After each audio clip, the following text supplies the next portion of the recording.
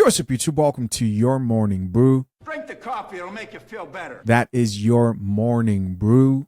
This is a new morning show hosted by yours truly. I'm just going to be discussing some topics that I think are interesting. If this works out, we continue it. If not, that happens. But don't worry, guys. The same usual content that you're used to seeing will continue. I just got 4 topics today I want to address. First, I want to address this circulating video of Cam Newton involved in a physical altercation. What's interesting is I had to remind myself that this man is an athlete. The caption reads, circulating video appears to show Cam Newton involved in tossing men around for fun at football camp. Or at least that's what it should read, because that's what everybody saw. And I forgot this man did more than just podcasts, because I got really interested in Cam Newton because he would have conversations about like relationships from a more conservative perspective. I think I featured his current wife on my channel, who talked about how she served her man and would submit to him. I found that interesting. This was crazy. Check out these comments. First commenter here says, I just seen the video with the laughing emojis. That man was casually manhandling 3 to 4 dudes at once with a smile on his face. Yes, he had a smile on his face. It kind of surprised me that something like that would pop off at one of these football camps, because I'm thinking, aren't they scouting people? And doesn't this work against the guys who want to move up? Whatever it was, the video was interesting. I'm not going to play it here. You can go check it out for yourself. What'd you guys think of that video? I thought that was crazy. Another thing I want to talk about here is this Drake post that was shared today. It says, "Free you," and it's featuring Tory Lanez. Here's why this is interesting to me. Somebody commented something here, and this was shared on the Spiritual Word. It said, "Don't fire me up, but what if he didn't shoot her for real?" Just asking. So this person's like, hey, I'm not trying to start shit here in the comment section, because we all know how volatile the situation is. She doesn't want the hot girls to come after her. But she's curious, like, so many people support this man. What if he actually is innocent? I remember doing a series of videos talking about what we could all learn from this Tory Lanez situation. When you look at the decisions he made, the women he was hanging around, the mix of alcohol, I spoke about what men can learn to avoid situations with toxic women. Of course, guys, we can't expect much from musicians and rappers and things like that, but we can learn because it's in our face. There are lessons to be learned around and everything. But this woman presents a pretty good question. It's, what if he's actually innocent? You may sit there and say, of course he's innocent, Teesa. What are you talking about? Well, I'm saying, what if there's something that nobody knows? And I mean evidence that would come out to actually show that he's not guilty. At this point, I don't know. But it wasn't looking good as far as evidence went. He should have gone up there and testified if he actually did have something. And if he's living on some street code shit, and to me, I'm like, man, then I guess you're just going to have to do the time, right? Because that's not real life. Let me see if there are other comments here that people left. This chick says, I still don't understand why y'all mad at Megan. She didn't file charges. The state did. Not only that, he was on the internet antagonizing the woman. Shaking my head. Somebody else here says, schedule a conjugal visit or something. They're just like, Drake, please stop. They don't want to see that. Moving on. Reesa Teesa. Have you guys heard of Reesa Teesa and her story titled, Who the F Did I Marry? Well, it's been viral. And when I say viral, guys, because of the type of content I do here, and it's focused around women, because men who follow my channel like women, regardless of what people may think, good women, peaceful women, and want to date good women, and they want to avoid the crazy ones. So we talk about women a lot. But because I'll source a lot of content and I'll have you guys send me stuff, I definitely ran into this story about this chick who was dating a pathological liar. This chick went from 100,000 followers on TikTok to about 3.1 and counting right now on TikTok. Nobody has grown like her for a very long time. That was within 7 days. If you're unfamiliar with the story, basically she married this man who lied about everything. Everything. They're shorter, kind of summarized versions of the story. She has 50 parts to the story herself, and it'll take you like a whole day to listen to it. Women love gossip. And when I say gossip, women love story times. You know, if you got a chick, man, you know, you watch her. She probably listens to story times a lot, with no goal in mind. It's just exciting. Here on the Coffee Pod, we listen to story times, but you know, there's like a method to the madness. But anyways, this chick has gotten so popular that she's now getting mentioned and referenced on platforms like the Breakfast Club.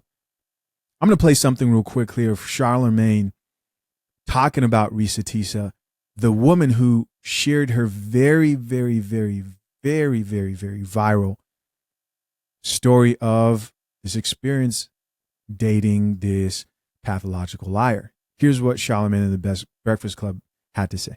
Be honest with you, man, I hear a lot of big back behavior. Does she have a big back? She do give Sheila that was driving up the mountain. Okay. Yeah, she Sheila did. was beautiful though. Yeah, no. You talked about the big back, Yeah, not the the big face. back. Yeah, you're right, She's you're right. cool. What's your thing with big backs? No, I'm just Reesa? saying because in a situation like this, some of you big backs, y'all got to stop being so thirsty for a man. There's a man out there for you. Okay, this woman believed all of this because she wanted to believe all of this. Big back belief isn't like everybody else's belief. Okay, she said it herself. He said everything I wanted to hear. Yeah. She wanted to believe whatever was She coming out of wanted his to mouth believe that. because she wanted a man so bad. And Charlemagne's wild with that big back belief.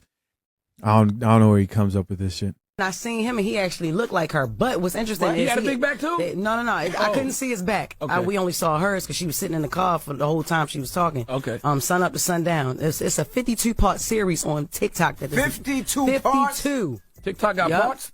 I don't know. We seen Shalon Jackson, Monique's son. He did 20 Dang. of them. So she did 52. Okay, maybe I don't believe this. Okay, so they're talking about 52 parts. So basically, they're just 52 TikToks that she recorded. And she really changed the game in a way that probably is going to change the way people create content on that app going forward. She started doing these 8 to 10 minute videos consistently that were getting 2 million views, 3 million views. I think I saw one of her videos got like over 10 million views of her talking and telling stories. You got to think about that. No less than 1 million views per video, and times that by 50. What's crazy about this is a lot of people were speculating, saying, man, she must have made so much money off what she was talking about. And I'm talking about this for a reason here, because I want to talk about the business side just because as a content creator, I was interested in just how much money she made because women were listening to this everywhere. They were talking about it a lot.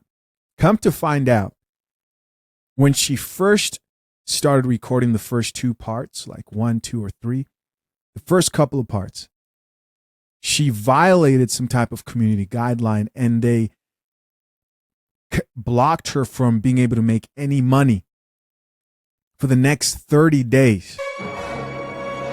She kept releasing and she did something like 50 million plus on TikTok. It's unheard of. And she really didn't get paid the type of money, and this is just me purely speaking as a content creator, the type of money that she deserved from TikTok, based on the type of attention that she actually brought back to the app. And she did that. Now, moving on to the actual story itself. That shit's crazy too. I'm not going to lie to you. I didn't hear the whole thing. I didn't have time to do that. I listened to bits and pieces and some short version because I was trying to think, is this something that's like some delusional story. No. She was with some crazy guy. It was the type of story where I heard it, and any man who's out here who has a sister or a mom, or or you're somebody who's out here dating, that's a nightmare of a man you wouldn't want your chick, female family member running into, because the man was a liar and he was willing to go to great lengths to lie. She talked about phone conversations he had hours on end with nobody on the phone. I'm talking no one on the phone. She talked about them going to some cemetery to go visit family members. And he didn't know anybody that was buried in that place. Put that coffee down. I know. She talked about forging bank statements and how she almost bought property with this guy. I mean, the stories were crazy. This chick has an army of women who want to see her win, right? This isn't like some chick who, to give credit to what they said, is on here because has a BBL and she's some model and she's talking. No, people liked listening to her. They liked her personality. And a lot of women who weren't even on TikTok joined TikTok. The chicks are backing her up is all I'm saying. And I think they're underestimating just how much pushback and just how much of a sour taste they'll leave in a lot of their audience's mouths by talking down on her in particular. But that's that. Doesn't really affect us over here on the coffee pot. I'm just speaking my honest opinion on this situation. Moving on, another post I wanted to address here is this post by Dr. Umar that reads, Dr. Umar stated that black parents gifting their kids more games than books is setting them up for prison.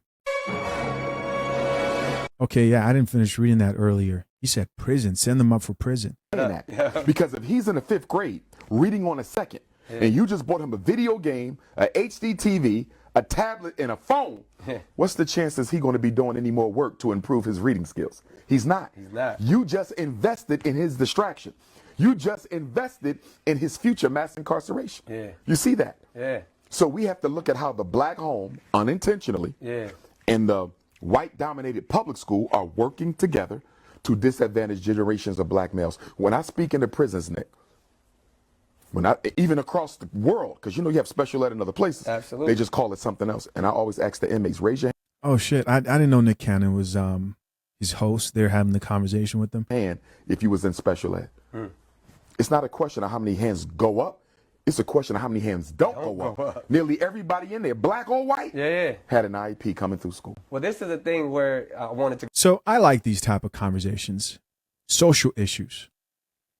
I don't care much about political issues, but social issues, raising up children, because I will, as a married man, I will one day have children that I will be raising up. And I think Dr. Umar has a point here about gifting kids video games. And this is not me talking down on video games, because a lot of people can make money from video games right now. But I think he has a point in this sense. When I look back on my own personal life and I compare my upbringing to a lot of my friends who were raised up on playing video games, I noticed something when it comes to creativity that's different. And I'm not sure if this is a theory I've had. Due to me growing up in a really religious home when I was first coming up,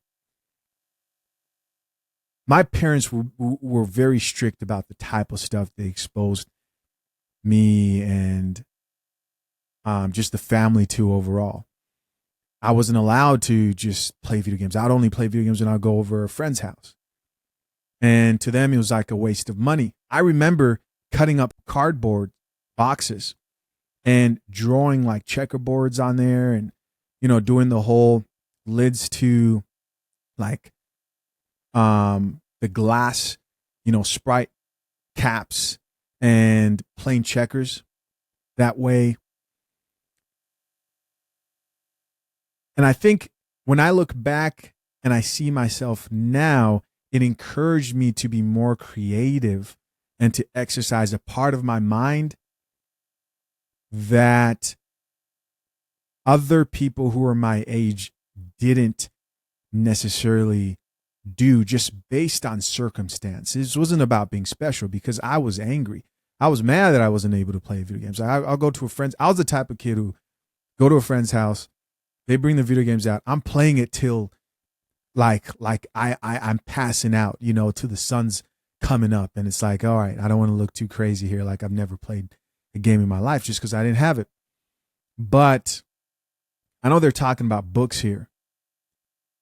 But I'm just thinking of distractions overall that stop the mind from being creative, that stop the mind from thinking. Just thinking at all. A lot of these apps, they are distracting. A lot of social media platforms, they are distracting. And reading books is definitely something that can help the mind. I'm not going to sit here and even act like I'm a big reader, because I'm really not. I'd rather do like an audiobook or something like that. But I have read some books. There's some books I, sit on my collection that I want to pick up here eventually. I do think he has a point when it comes to how much we allow the next generation, or if you plan to have children, I think it matters how much you expose them to technology, games, and overstimulating media. Guys, listen, I appreciate you for joining me for our first episode of The Morning Brew. Let me know what you guys thought of this, man. Is this something that you guys want to see more of? Comment down below. Till next time, I'm out. Peace.